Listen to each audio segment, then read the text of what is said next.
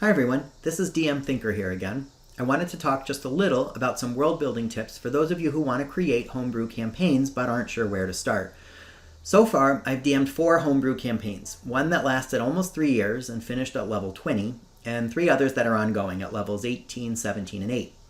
I've learned a lot about what to do and what not to do each time, so I hope this will help if you've never done it before or are looking for some new ideas. First, let's do some quick definitions. Published campaign or module. These are modules or whole campaigns that are already built and prepared for you. They can be official materials from Wizards of the Coast or unofficial material from individuals or third-party publishers. Some examples of official ones include Storm King's Thunder, Waterdeep Dragon Heist, and Curse of Strahd. Usually, these are a fairly fleshed-out adventure that's geared towards certain levels. Storm King's Thunder, for example, is meant for levels 1 to 11. Sometimes 2 or more adventures might work well with one following after your group finishes the first one, or you may decide to improvise a partially homebrewed campaign. Homebrew Campaign. This kind of campaign is mostly or wholly created from scratch by the DM. It could use an existing world like Faerun in the Forgotten Realms, or an entirely new world with a unique map. It could use existing gods from Faerun or Dragonlance or elsewhere, or have its own, or maybe even no gods at all. The key element that makes it homebrew is that most or all of the adventure's quests and goals are designed by the DM, rather than from a published source. Open World Campaign. This can be either a homebrew or a published campaign. Either way, the DM gives the players a great deal of choice and autonomy on what they allow the players to do. If the players want to ditch their current plans and become pirates, they can do that. If they want to backstab their NPC allies and align with the bad guys, they can do that. There may be very negative consequences, but this kind of campaign usually at least gives them the space to attempt it. In terms of video games, Skyrim and Fallout 4 are good examples of open world games. You can do side quests instead of main quests almost anytime you want. Railroad Campaign. This can also be either a homebrew or published campaign. Unlike an open world game, the possible goals and outcomes in this kind of game are usually much more rigidly constrained by the DM.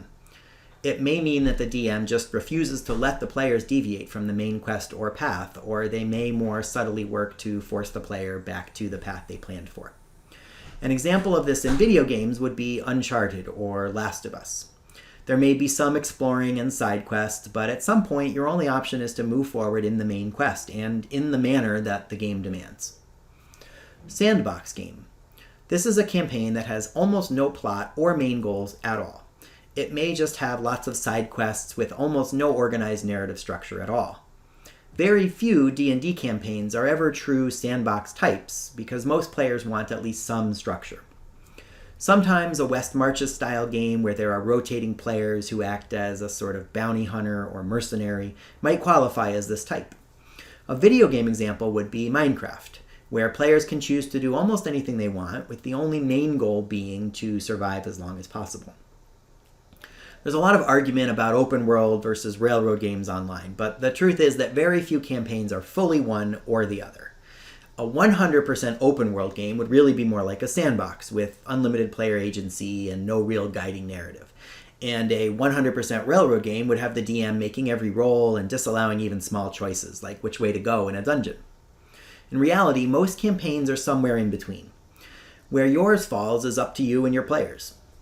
An open world game can be hard to DM in some ways because you have to be prepared for your player to go anywhere at any time.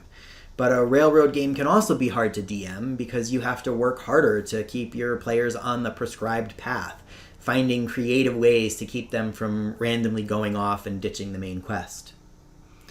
Almost all of my experience is with homebrew open world games. So the rest of this video is going to be giving some tips for ways to build and plan that type of campaign.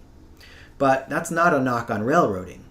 In fact, my campaigns can sometimes be a little too open, where I don't always give enough hints or suggestions about what the party could or should do next. So, if you want an open world game, the first thing to do is think about your world. You'll likely need some kind of continent or world map, at least for you, even if you don't reveal it to your players right away. You can do this on pen and paper, or find some wonderful, already created maps online. Or you can make your own. I do this using Incarnate, an online map-making tool. There's a free version and a subscription version. Here are the 4 maps in my long-term campaigns so far.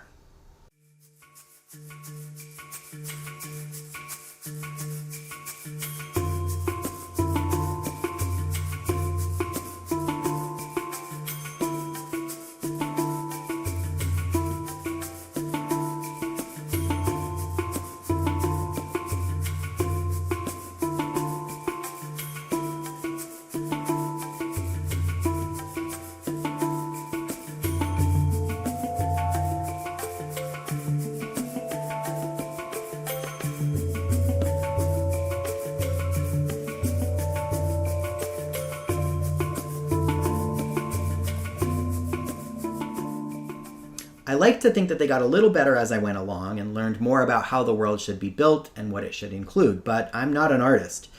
If you do want to try out Incarnate, I'll link to a short video by a really great channel named Encounter Library, and a longer one by the official Incarnate team. They aren't a sponsor, and there are lots of other good map making tools out there, but this just happens to be the one I use. One tip here is to not get too hung up on small geographical minutiae, like whether a river accidentally runs apart instead of together, or whether they always start in the mountains and go to the ocean. Those kinds of things are not that important in the long run, and it's pretty likely your players might not even go there ever. While you're making your map, or afterwards, you should think about the overall geography and history of your world. This doesn't need to be all that detailed, but there should be some overarching ideas. For example, in my current Anathia campaign that uses map number 3, I created all these islands around a large central continent. And the lore I created is that all the different races evolved or were created on one or a couple of those islands, with the central continent being only recently discovered and newly colonized.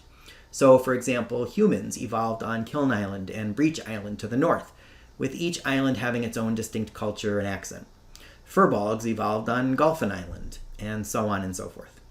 This allows for you to immediately tie each player's character into the world in some way.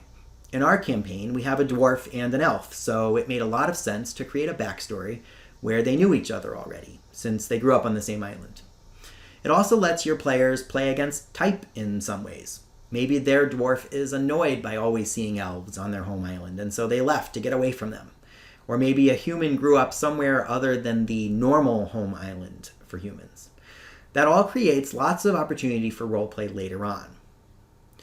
Once you have your world map, you'll probably want to denote at least the larger cities or towns, as well as any existing political entities, such as kingdoms, nations, or large tribes.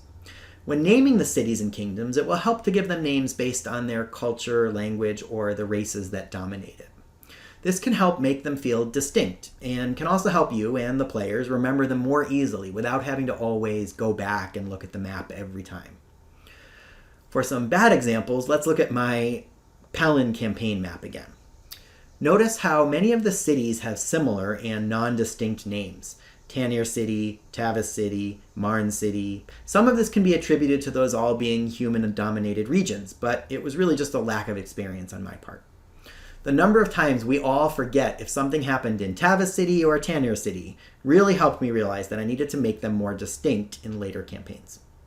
If you look at the Anathia map again, you'll see I did a much better job. Swayabout and Clatterbake are halfling-run towns on their home islands, and Fetterly and Snickleby are their counterparts on the main continent. Tinkerton and Pullapart are gnome-run. The similarity in tone and sound really helps. In my newest campaign, I even chose to color coordinate cities and their kingdoms or nation name for easy identification. If you are going to run a campaign that's fairly open world, you'll probably want to identify at least some information about each nation and every major city. You don't need them fully fleshed out yet, though. Key things you should decide: who runs or rules each nation, approximately how large is each city, what's the approximate breakdown of races living there, is there anything unique or distinct about each city, and in general, what's their economy based on. I would also strongly recommend saving this information somewhere besides just on paper. Google Docs or OneNote or just a Word document will help make sure you have the information backed up somewhere and can always edit or revise as needed.